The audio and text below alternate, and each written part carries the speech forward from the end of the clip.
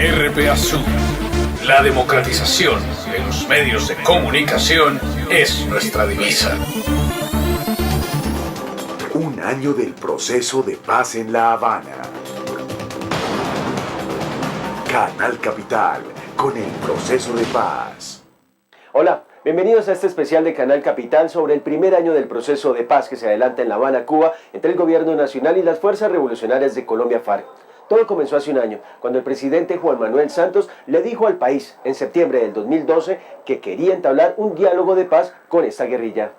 El Acuerdo General para la Terminación del Conflicto y la Construcción de una Paz Estable y Duradera es el documento marco en el cual se han desarrollado las conversaciones entre gobierno y guerrilla. Este Acuerdo General contiene los siguientes temas: política de desarrollo agrario integral, participación política, fin del conflicto, solución al problema de las drogas ilícitas, víctimas y por último, implementación, verificación y refrendación de los acuerdos. Los colombianos pueden acceder a esta información consultando la página web habilitada para los diálogos www.mesadeconversaciones.com.co. Pero ¿cuál es el mecanismo en la mesa de diálogo en Cuba? Lo que se estableció fue que en cada lado habrá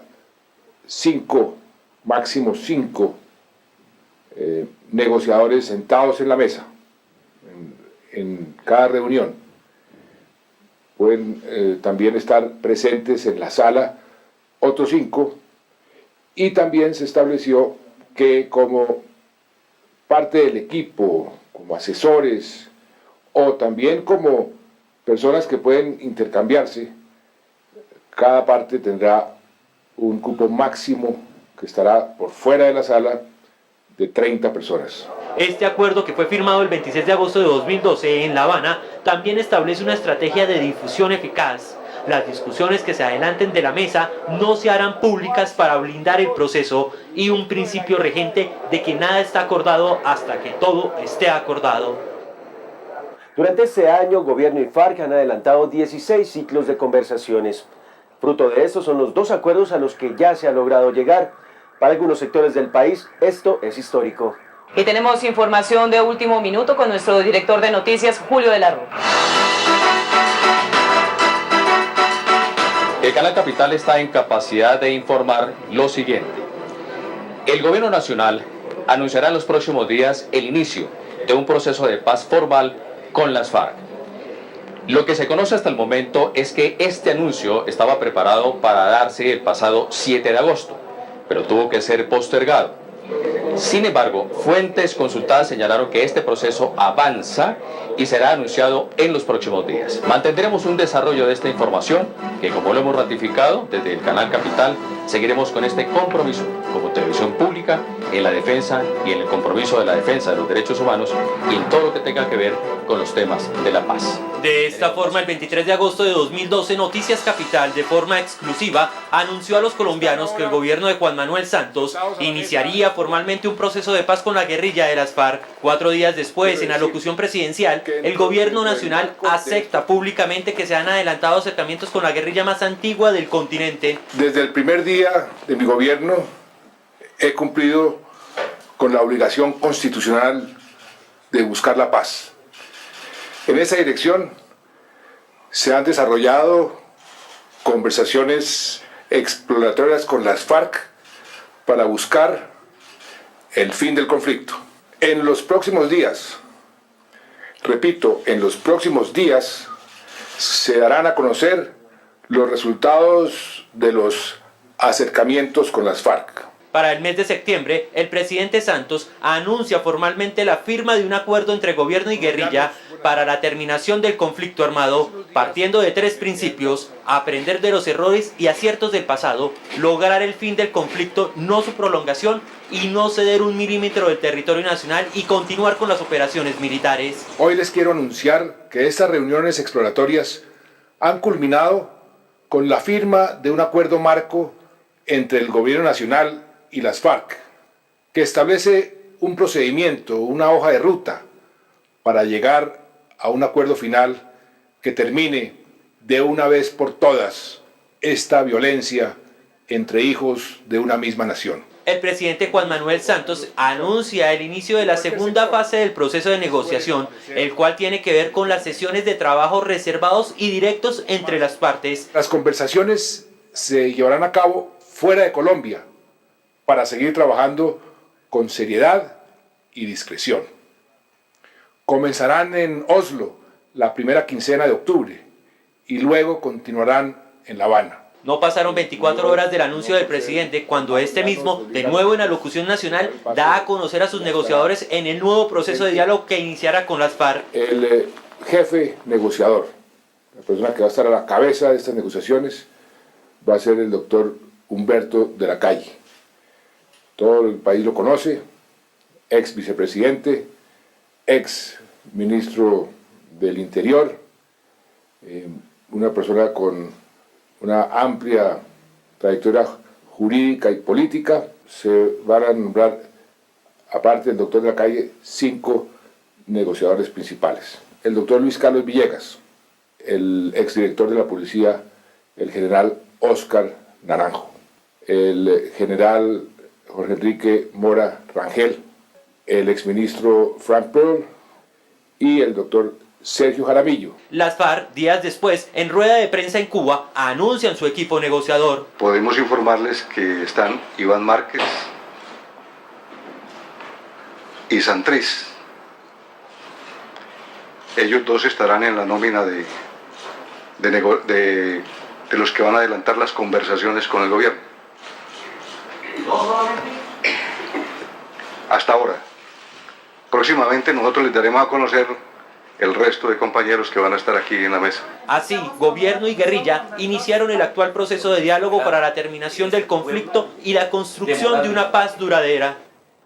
54 días después de que el presidente Juan Manuel Santos le anunciara al país que iba a iniciar un proceso de paz, el 19 de noviembre, las comisiones de Gobierno Nacional y de la guerrilla de las FARC iniciaron el diálogo en La Habana, Cuba. El 19 de noviembre, en el Palacio de Convenciones de La Habana, se da la primera jornada de trabajo entre las partes, abordando el primer punto de la agenda, la política de desarrollo agrario integral, cuya discusión terminó el 29 de noviembre. Hemos finalizado un primer ciclo de conversaciones directas. Puedo decir, tal como se refleja en los comunicados conjuntos, que hemos avanzado dentro de lo previsto. Y además se pusieron en marcha los mecanismos de participación que se discutieron en la fase 1 y están previstos en el punto 6 de ese acuerdo. Me refiero al foro sobre el tema agrario a realizarse en Bogotá. Y así como lo anunció el jefe negociador del gobierno, y mientras se desarrollaba el segundo ciclo, en Bogotá, los días 17 al 19 de diciembre, se llevó a cabo el primer foro de participación de la sociedad civil, abordando el primer punto de la agenda acordada. Las propuestas que de allí salieron fueron luego llevadas a la mesa de diálogo en Cuba para que sirvieran de insumo en las discusiones entre las partes. Luego de un receso de fin de año, las partes se encuentran nuevamente el 14 de enero de 2013. Con algunas diferencias, siguieron los diálogos. Para marzo, los delegados de las FARC reciben una delegación de congresistas. Nos mantenemos en el esfuerzo, en la determinación y hacer hasta lo imposible por buscar una salida incruenta al largo conflicto que vive Colombia. Luego de 5 meses de iniciado el proceso, las FARC refuerzan su equipo negociador, incorporando a Jorge Torres Victoria, alias Pablo Catatumbo. Un poderoso refuerzo para esta delegación de paz de las FARC, que está indicándole al país la inmensa voluntad de paz que tienen las FARC.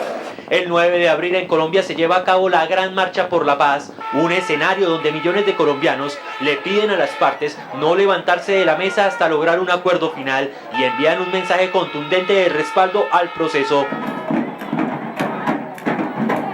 Los ciclos pasan y las voces de apoyo al proceso continúan, aunque algunos siguen atacando el mismo. 26 de mayo, las partes, es decir, gobierno y guerrilla, le anuncian al país y al mundo entero que han llegado al primer acuerdo de la agenda. Puedo afirmar con certeza que lo acordado en el tema agrario permite transformar de forma radical la realidad rural en Colombia.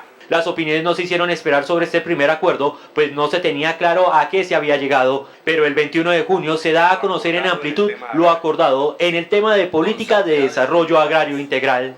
En la mitad de este primer año de conversaciones inició el diálogo sobre el segundo punto de la agenda, participación política. Hubo altibajos entre el gobierno nacional y la guerrilla, ya que no se había definido cuál sería el mecanismo para refrendar los acuerdos a los que se llegara. Incluso el proceso estuvo a punto de suspenderse. Mientras las conversaciones del primer punto de la agenda avanzaban en Cuba, en Colombia se adelantaba el segundo foro de participación de la sociedad civil, esta vez con el segundo punto de la agenda, participación política. Este foro se realizó entre los días 28 y 30 de abril. El 11 de junio se da inicio formal a la discusión de participación política entre las partes en Cuba. Una discusión sobre la creación de un movimiento político y no sobre las personas que saldrán a la política, que es un tema que deberá ser tratado con posterioridad. Durante estas conversaciones se producen las protestas campesinas en el Catatumbo. Por su parte, el presidente Santos realiza cambios en la cúpula militar y policial y reitera la ofensiva contra las FARC. El 22 de agosto el gobierno anuncia que presentará un proyecto de ley para refrendar el posible acuerdo final con las FARC. Hay un proyecto de ley estatutaria que hemos considerado necesario presentar ante el Congreso con mensaje de urgencia, para poder facilitar el proceso de refrendación de esos acuerdos. Esta propuesta de inmediato produce reacciones en el ámbito político del país y en la mesa de negociación, generando un amago de crisis. Ayer el gobierno comunicó al país su decisión de apelar al referendo como mecanismo de refrendación, sin para nada mencionar los procedimientos de construcción democrática de lo que sería refrendado.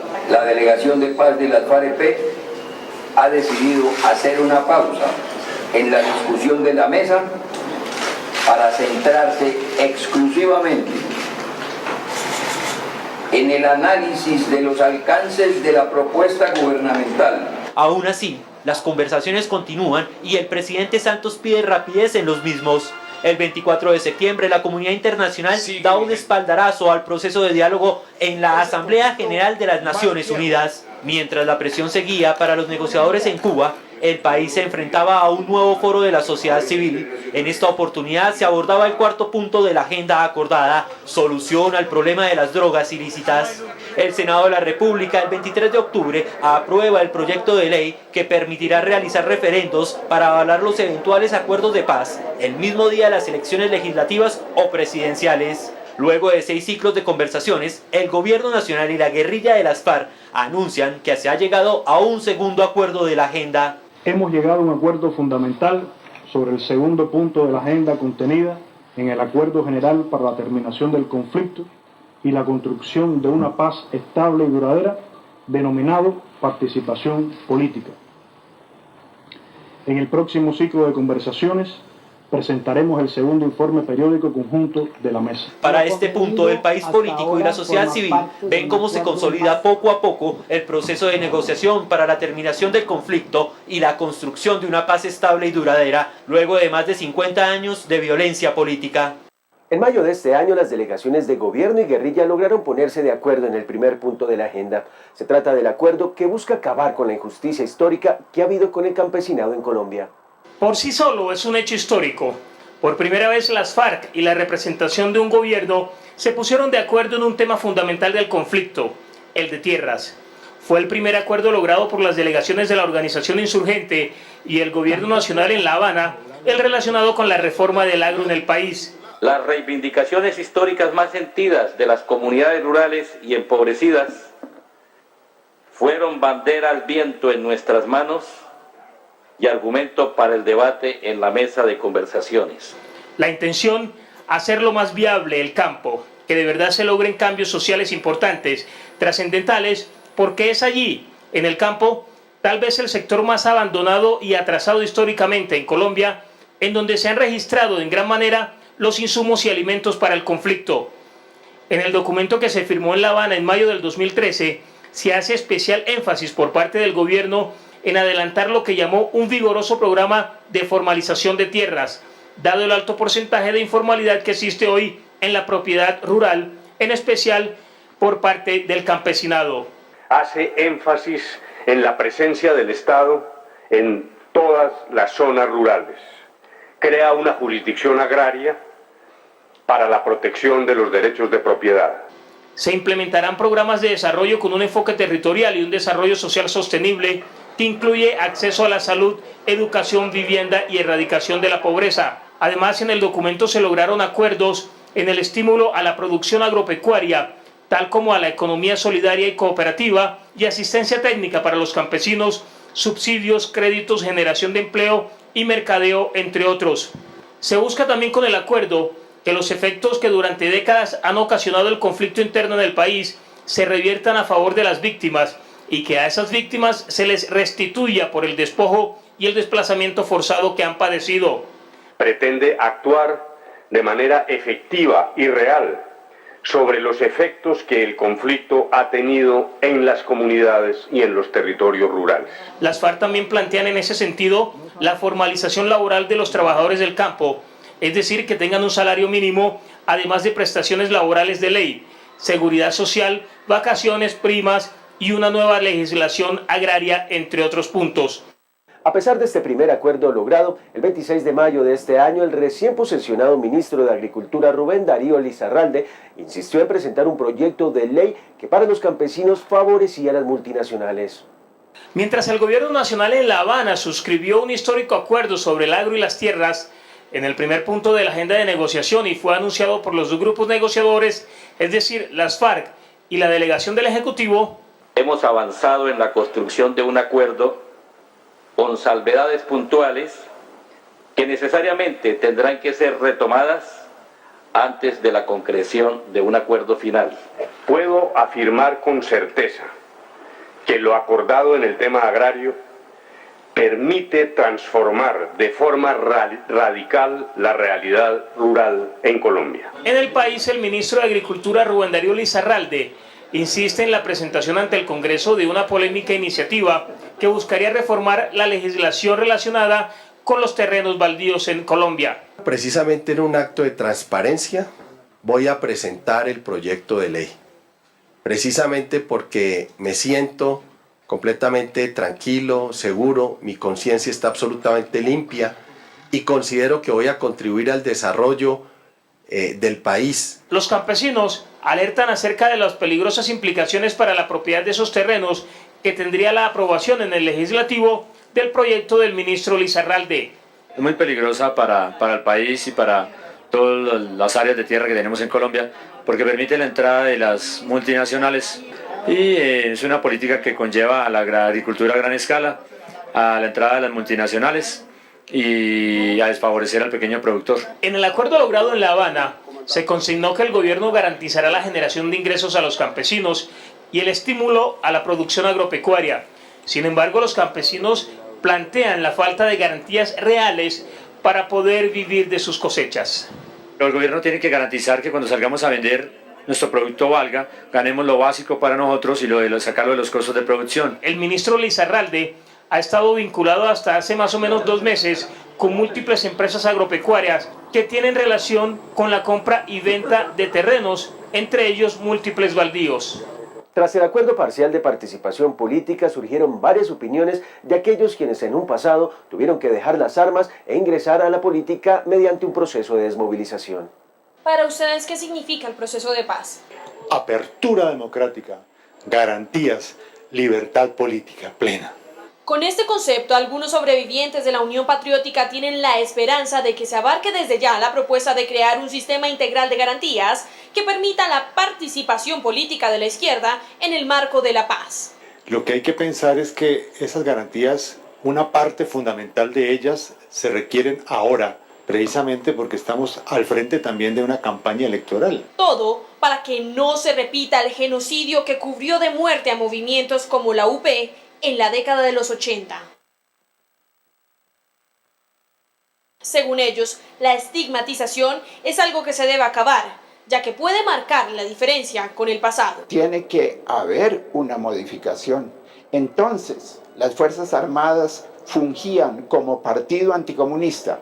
Y es que en los 80, la muerte y las desapariciones ataron de manos a la democracia. Ese hueco de tantos dirigentes de la lucha democrática, de la lucha avanzada, revolucionaria en Colombia, que fueron desaparecidos, muertos, etcétera, etcétera, eso es una pérdida irreparable. Por eso los mecanismos que se deben tener en cuenta son aquellos que incluyan cambios estructurales en el sistema electoral actual.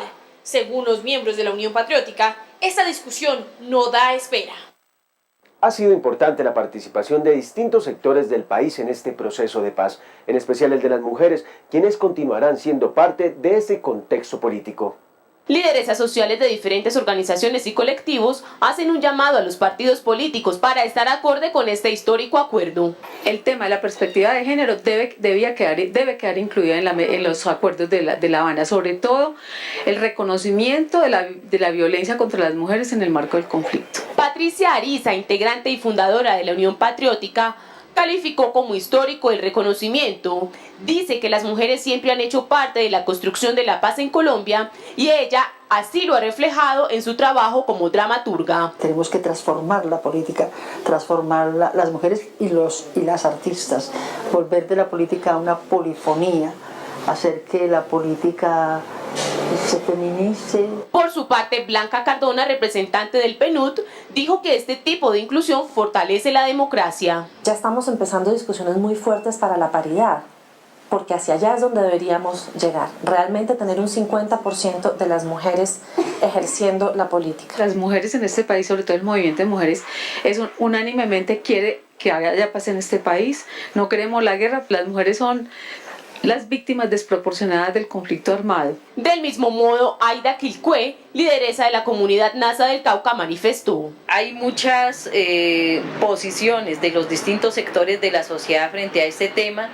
Sin embargo, yo nuevamente reitero los derechos conquistados. Yo creo que el acuerdo de La Habana no puede ser un brochazo para borrar los derechos conquistados. Se espera que con el enfoque de género aplicado a los puntos acordados en los diálogos de paz, se avance en la igualdad y se pueda suplir las necesidades reales de las mujeres. Una justicia transicional tendría que garantizar la participación del grupo guerrillero sin que se repita lo que ocurrió en la década de los 90 con la desaparecida Unión Patriótica. La justicia transicional como mecanismo de paz que garantice la participación de las diversas corrientes políticas y de no repetición de genocidios ni de exterminios buscaría poner fin a más de 50 años de guerra en el país. La justicia transicional es la oportunidad que tiene el país para lograr la paz. El Estado debe establecer las condiciones suficientes para que aquello que sucedió en el pasado no vuelva a suceder en el futuro y reproduzca las condiciones de violencia que ello trajo. El fiscal general de la Nación, Eduardo Montealegre, luego de conocer el acuerdo en el segundo punto de negociación, indicó que deben darse las garantías de participación para los posibles desmovilizados de este grupo insurgente. Pues lo que tiene que hacer la sociedad colombiana es abrir todos los canales de la institucionalidad, los canales de la democracia, para que en el Congreso, en las asambleas, en los municipios, en los consejos, a través del gran debate público, pues puedan plantear sus ideas de renovación. Por su parte, el exmagistrado de la Corte Constitucional, José Gregorio Hernández, señaló que se debe conocer el acuerdo total para hablar de justicia transicional. En este momento no se puede afirmar nada en cuanto a justicia transicional, entre otras razones, porque el gobierno solamente ha avanzado en 2 puntos de la agenda. El primero sobre el tema agrícola y el segundo sobre participación política. Jaide Moreno, familiar de víctimas del genocidio de la Unión Patriótica, que perdió a su esposo, a su hermano e incluso a su propia madre, pide garantías para participar en el debate político del país. En todo el territorio nacional, el proceso de la Unión Patriótica fue muy doloroso, los asesinatos, los crímenes, las desapariciones que se dieron. Y nosotros como familiares y víctimas de este proceso no queremos que a nuestro país vuelva a ocurrir lo que ocurrió con la Unión Patriótica, ni que se vuelva a asesinar, ni a desaparecer, ni a torturar hombres y mujeres que puedan entrar a la vida política.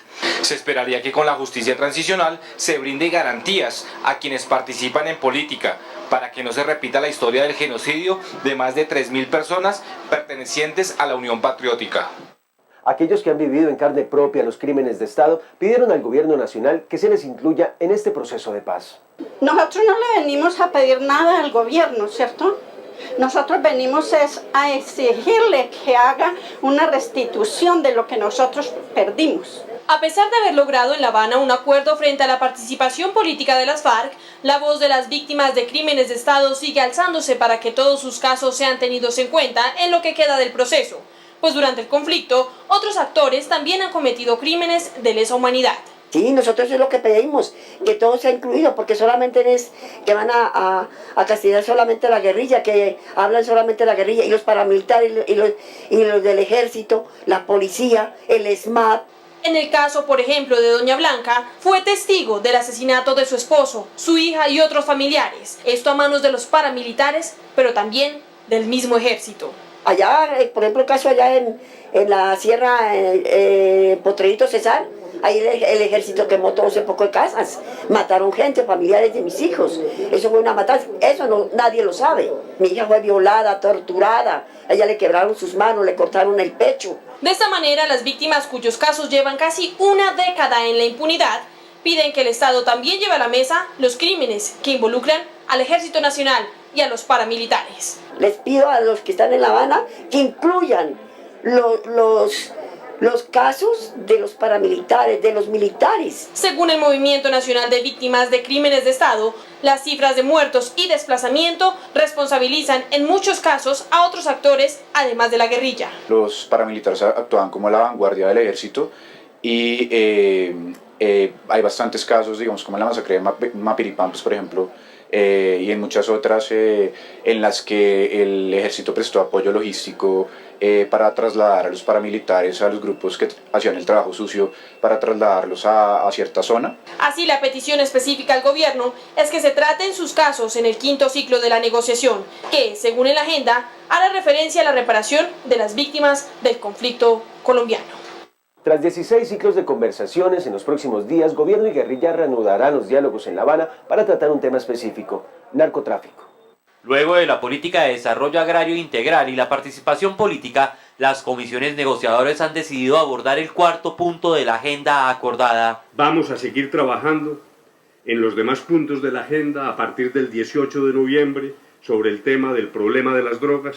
A finales del mes de septiembre y comienzos de octubre se llevó a cabo el foro sobre drogas ilícitas en Bogotá y San José del Guaviare, con una participación de aproximadamente 1.500 personas. En el caso colombiano está en construcción un nuevo estatuto de drogas, en el caso colombiano hay una movilización campesina muy importante en todo el país que recoge, entre otras, reclamos, reivindicaciones que vienen desde las zonas productoras. En muchas de las regiones donde se cultiva la coca no es tan fácil encontrar alternativas viables porque hay una falta crónica, por ejemplo, de infraestructura. La gente quiere salir de ese cultivo, o sea, nadie lo ve como algo querido.